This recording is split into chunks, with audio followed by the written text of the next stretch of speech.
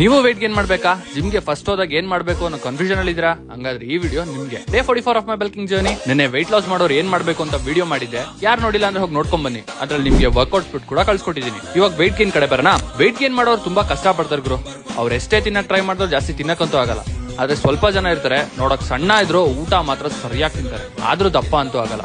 ಯಾಕಂದ್ರೆ ಅವ್ರ metabolism ಹಂಗಿರುತ್ತೆ. weight gain ಆಗ್ಬೇಕು ಅಂದ್ರೆ ನಿಮ್ ಗೋಲ್ ಕ್ಲಿಯರ್ ಆಗಿರ್ಬೇಕು. ಮಸಲ್ ಮಾಡ್ಬೇಕು, ಸ್ಟ್ರೆಂತ್ ಇನ್ಕ್ರೀಸ್ ಮಾಡ್ಬೇಕು, ಬಟ್ ಕಾರ್ಡಿಯೋ ಮಾತ್ರ ಮಿನಿಮಲ್ ಆಗಿರ್ಬೇಕು. ಬಟ್ ನಿಮ್ ಫೋಕಸ್ ಫುಲ್ ಸ್ಟ್ರೆಂತ್ ಟ್ರೈನಿಂಗ್ ಮೇಲೆ ಇರಬೇಕು. ನೀವು ಮಾಡೋ ಮಿಸ್ಟೇಕ್ಸ್ ಏನಂದ್ರೆ ಸ್ಟಾರ್ಟಿಂಗ್ ಹೆವಿ ಈಗೋ ಲಿಫ್ಟಿಂಗ್ ಮಾಡ್ಬಿಡ್ತೀರಾ. ಅದ್ರಲ್ಲಿ ಒಂದು ಫಾರ್ಮ್ ಇರಲ್ಲ, ಕರೆಕ್ಟ್ ಆಗಿ ಮಸಲ್ಗೆ ಫೀಲ್ ಆಗ್ತಿದ್ಯೋ ಇಲ್ವೋ ಅಂತ ಗೊತ್ತಾಗಲ್ಲ, ಆದ್ರೂ ಹೆವಿ ವೇಟ್ ನ ಲಿಫ್ಟ್ ಮಾಡಕ್ ಹೋಗ್ತೀರಾ. ಪ್ಲೀಸ್ ಅದನ್ನ ಅವಾಯ್ಡ್ ಮಾಡಿ, ಲೈಟ್ ವೇಟ್ಸ್ ಇಂದಾನೆ ಸ್ಟಾರ್ಟ್ ಮಾಡಿ. ಅವಾಗ ನಿಮ್ಗೂ ಸ್ವಲ್ಪ ಮಸಲ್ ಬಿಲ್ಡ್ ಆಗ್ಬಹುದು. ಜಾಸ್ತಿ ಕಾಂಪೌಂಡ್ ಎಕ್ಸರ್ಸೈಸ್ ಕಡೆ ಫೋಕಸ್ ಮಾಡಿ, like squats, bench press, dead lift. ಅವಾಗ ನಿಮ್ ಮೆಟಬಾಲಿಸಮ್ ಕೂಡ ಬೂಸ್ಟ್ ಆಗಿ ನೀವು ಬೇಗ ಮಸಲ್ ಬಿಲ್ಡ್ ಮಾಡಬಹುದು. ನಿಮ್ಗೆ ಡಯಟ್ ಮಾತ್ರ ಮೇನ್ ರೋಲ್ ಪ್ಲೇ ಮಾಡುತ್ತೆ. ನೀವು ವರ್ಕೌಟ್ ಕರೆಕ್ಟ್ ಆಗಿ ಮಾಡಿದ್ರು ಕರೆಕ್ಟ್ ಆಗಿ ಕ್ಯಾಲರಿ ಮತ್ತೆ ಪ್ರೋಟೀನ್ ಇಂಟೇಕ್ ಮಾಡಿಲ್ಲ ಅಂದ್ರೆ ಮಸಲ್ ಬಿಲ್ಡ್ ಅಂತೂ ಪಕ್ಕ ಆಗಲ್ಲ. ನಿಮ್ಗೆ ಯಾವ್ಯಾವ ವರ್ಕೌಟ್ ಮಾಡ್ಬೇಕು ಅಂತ ಗೊತ್ತಿಲ್ಲ ಅಂದ್ರೆ ಕಮೆಂಟ್ ಸೆಕ್ಷನ್ ಅಲ್ಲಿ ಮಸಲ್ ಗೇನ್ ಅಂತ ಹಾಕಿ, ನಾನ್ ನಿಮ್ಗೆ ವರ್ಕೌಟ್ ಬಿಟ್ಟ ಕಳ್ಸಿಕೊಡ್ತೀನಿ. ಇದೇ ತರ ಇನ್ಫಾರ್ಮೇಟಿವ್ ವಿಡಿಯೋಸ್ ಬೇಕು ಅಂದ್ರೆ ಫಾಲೋ ಮಾಡ್ತೀನಿ. ಬಾಯ್.